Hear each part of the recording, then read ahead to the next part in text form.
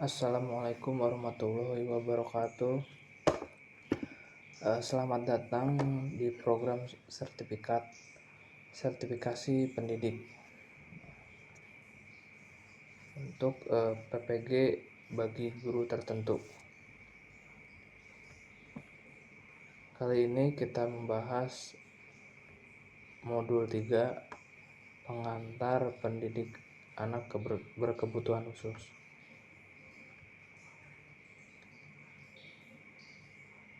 Yang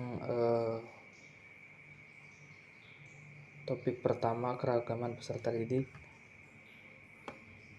Lalu materi yang ketiga di sini kita membahas bareng mengenai materi bagaimana guru menyesuaikan pembelajarannya dengan perbedaan kondisi peserta didik. Nah, ini adalah Bapak Ibu guru dipersilakan melakukan analisis terhadap kelas yang diampu. Kemudian melakukan tugas selanjutnya. Nah, di sini ada materi, ada yang harus Bapak Ibu guru isi, pemetaan kondisi keragaman peserta didik di kelas. Kita isi bareng. Download terlebih dahulu di sini untuk filenya. Setelah terbuka PDF-nya, lalu jangan lupa download. Setelah di-download, dimasukkan ke Google Drive. Jangan lupa di-convert dulu di Google Drive agar bisa diedit. Nah, sudah saya siapkan untuk filenya yang sudah masuk ke Google Drive.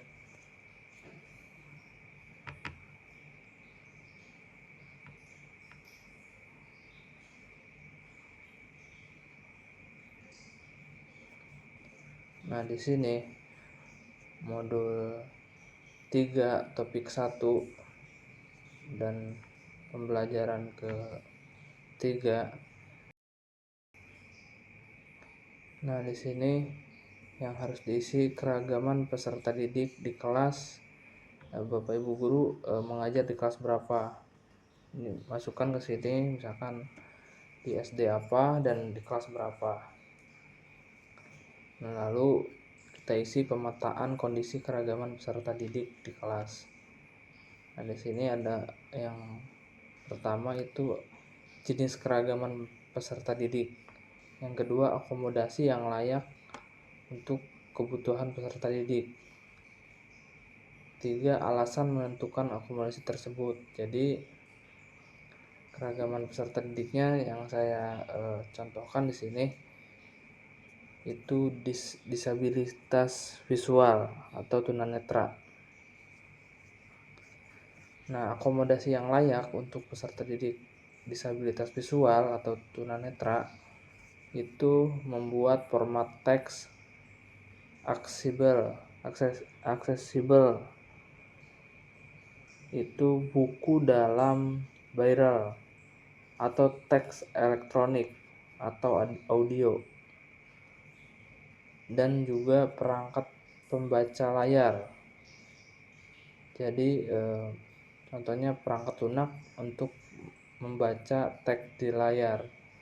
Jadi ini akomodasi yang tepat untuk peserta didik disabilitas visual atau tunanetra. Alasan menentukan akomodasi tersebut itu memastikan agar materi pembelajaran dapat diakses secara efektif. Nah, itu yang pertama. Jadi keragaman siswa yang disabilitas visual, akomodasinya itu buku teks elektronik atau audio dan perangkat lunak yang membaca teks layar. Alasannya itu akomodasi tersebut alasan menentukan akomodasi tersebut itu memastikan agar materi pembelajaran dapat diakses secara efektif oleh peserta didik disabilitas visual.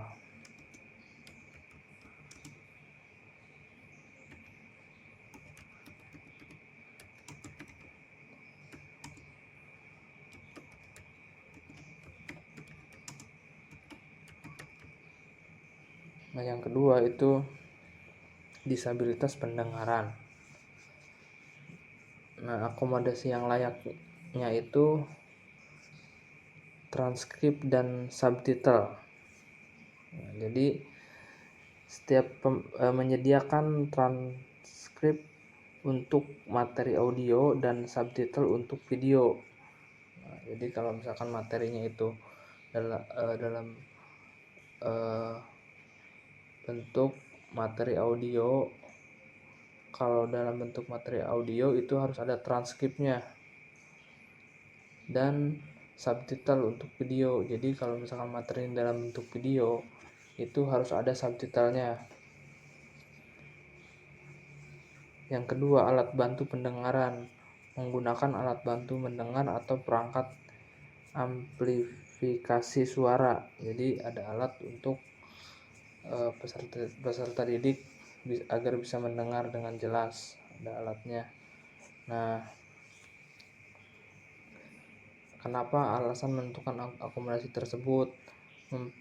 Memfasilitasi pemahaman materi dan interaktif sosial.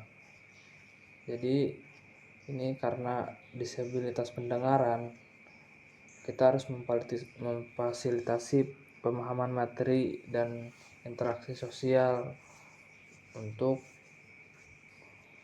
peserta didik disabilitas pendengaran.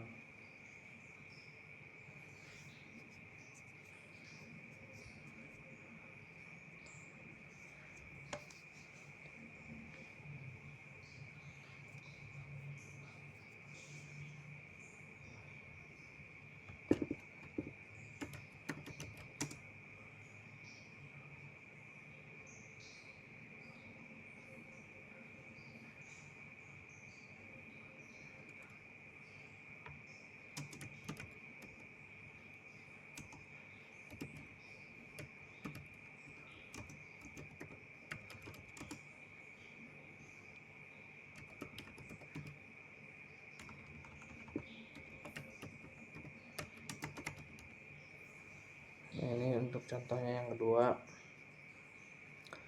Dan untuk selanjutnya itu ada disabilitas kognitif dan perkembangan. Nah, disabilitas ini akomodasinya apa sih gitu kan? Di sini akomodasinya menyediakan pengulangan materi dan pengecekan pemahaman secara rutin.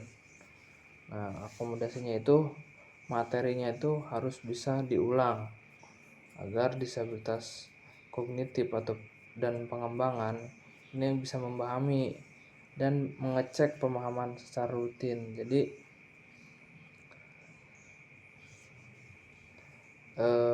dicek ke peserta tersebut apakah udah memahami atau belum. Jadi kita harus aktif dalam mengajar. Dan apa nih alasan akomodasi tersebut? Memotivasi peserta didik dengan pendekatan yang relevan dan menarik.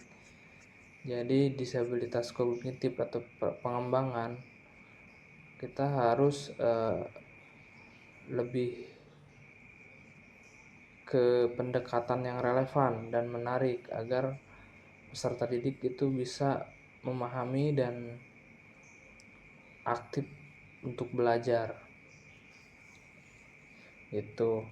Dan keempat ini ada disabilitas fisik. Ini untuk akomodasinya menyediakan aksesibilitas fisik di ruangan kelas seperti kursi roda atau meja yang dapat disesuaikan.